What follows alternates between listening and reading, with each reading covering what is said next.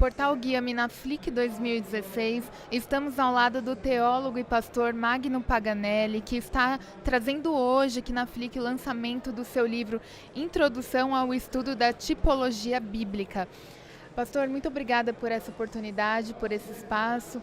E fala um pouco para a gente sobre o que esse livro pode trazer para o leitor. Oi, Luana, pessoal do Portal Guia-me, tudo bem com vocês? O Introdução ao Estudo da Tipologia Bíblica, ele é um estudo aprofundado nos símbolos, nas figuras, nos tipos do Antigo Testamento, desde quando eles surgem no livro de Levítico, escrito por Moisés, e o desenvolvimento dele. Qual a finalidade desses símbolos, qual a finalidade desses tipos, para quem ele apontava, né? Então, é uma forma de resgatarmos a riqueza que existe por trás do próprio plano de salvação. E, na verdade, todos esses símbolos apontavam para uma direção, que era a pessoa de Jesus, a sua vida, a sua obra. Então, todos os símbolos do Antigo Testamento, as figuras, as peças do tabernáculo, as peças que depois se transformaram em peças do templo, todo aquele mobiliário do tabernáculo e o próprio tabernáculo, alturas de cortinas, as fundações com bases de prata, tudo isso tem um símbolo, tem uma significância. E vão encontrar a plenitude do seu sentido, do seu significado na pessoa de Jesus. Então, o trabalho do livro é esse: identificar, fazer um garimpo desses símbolos, quais são, onde surgem, como eram utilizados no Antigo Testamento pelos judeus e como eles vão se comportar na passagem do Antigo para o Novo Testamento, encontrando a interpretação na pessoa de Jesus. Eu posso dar um exemplo rápido para que as pessoas possam entender a riqueza desses símbolos. Por exemplo, no Antigo Testamento, quando o pecador entendia que tinha cometido um pecado e precisava de perdão para o seu pecado, ele apresentava um cordeiro, colocava a mão na cabeça desse cordeiro e confessava o seu pecado. Era o ritual da semichá. No ritual da semichá, a alma pecadora daquela pessoa que apresentava o sacrifício era transferido para o animal e esse animal morria substitutivamente no lugar do pecador. Muito bem. Quando Jesus surge no Novo Testamento, a gente sabe que João Batista olha Jesus na fila e fala: eis o Cordeiro de Deus que tira o pecado no mundo. No Antigo Testamento o pecado não era tirado, ele era coberto apenas. Paulo fala isso em Romanos capítulo 3, né? Que na paciência ou na tolerância de Deus, Deus suportou os pecados dantes cometidos. Muito bem. Quando chega no julgamento de Jesus, Pilatos examina Jesus e diz o povo que ele não encontrava nenhum problema, nenhuma transgressão, nenhum pecado, nenhum crime naquele homem. E entrega Jesus para ser crucificado e pede uma bacia para lavar suas mãos, né? Em seguida, o que é feito? É colocado uma coroa de espinhos na cabeça de Jesus. Esse ritual, inconscientemente, Pilatos fez o mesmo ritual da semichá, que era a função do sacerdote de examinar o cordeiro, entregar para ser sacrificado e, em seguida, a mão sendo colocada na cabeça do animal. Ou seja, ao colocarem a coroa de espinhos na cabeça de Jesus, simbolizava o quê? Que a própria humanidade estava colocando as suas mãos e confessando seus pecados, transferindo para Jesus, que era o Cordeiro de Deus, que morreu em nosso lugar. Então, eu dei um exemplo, existem dezenas deles, né? E tudo isso se cumpre no Novo Testamento. No início da formação da igreja, quando a igreja se tornou uma instituição, a igreja católica, muitos desses símbolos acabaram sendo deturpados. E a reforma protestante acabou até mesmo retirando, até mesmo símbolos bíblicos que você resgata nesse livro.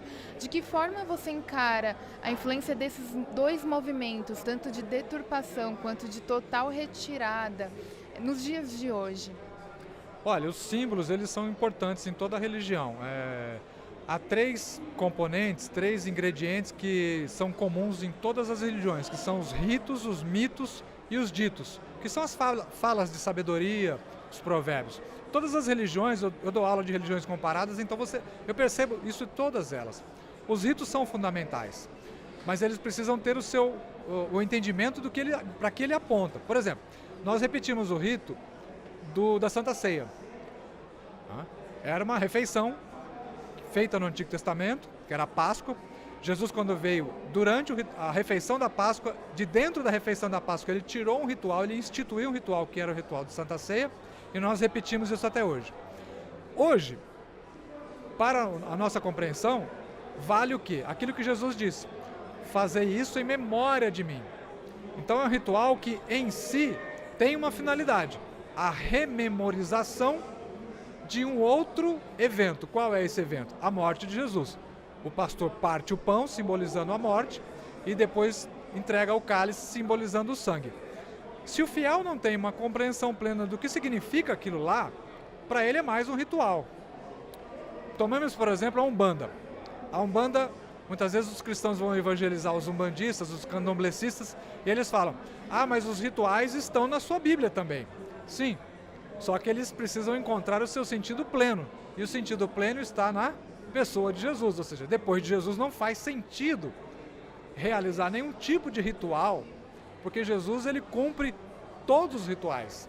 Na pessoa de Jesus você encontra, vou falar grosso modo, praticamente o fim dos rituais, o fim da religião. Ou seja, você não precisa tomar nenhuma medida, praticar nenhum ritual, executar nenhum passo, 3 passos, 7 passos para aquilo. Por quê? A apropriação do que Jesus fez de bom para nós, ela acontece por meio da fé. Então, se a pessoa não tem a fé, ela não tem a religião verdadeira de Jesus. Agora, se ela sobrevaloriza os rituais, então ela não entendeu o que Jesus fez ainda.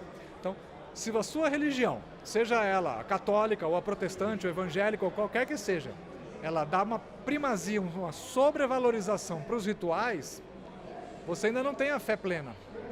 Porque o cristianismo que nós entendemos no sentido bíblico, ele não faz sentido com os rituais, ele faz sentido com o relacionamento. Se você não tiver um relacionamento com Jesus, um relacionamento pessoal, de uma pessoa que está viva, que ressuscitou, que está aqui conosco hoje, então você é mais um religioso, mas a maturidade da fé não aconteceu ainda, né?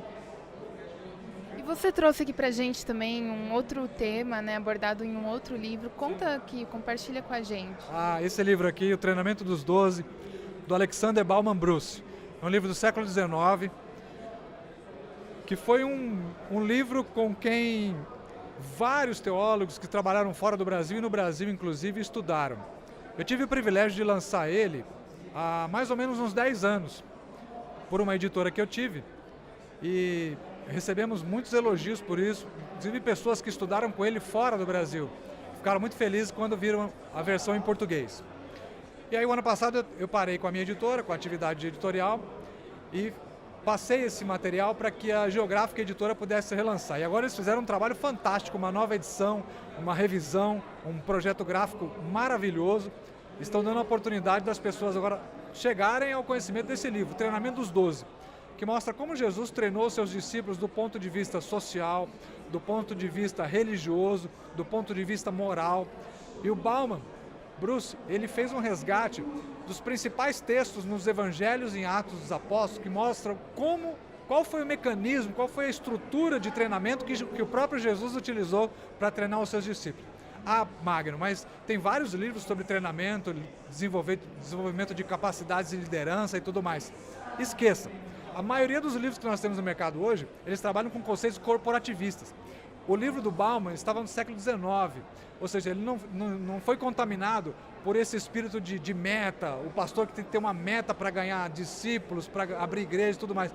É um livro essencialmente bíblico, esse é o grande trunfo do livro, né?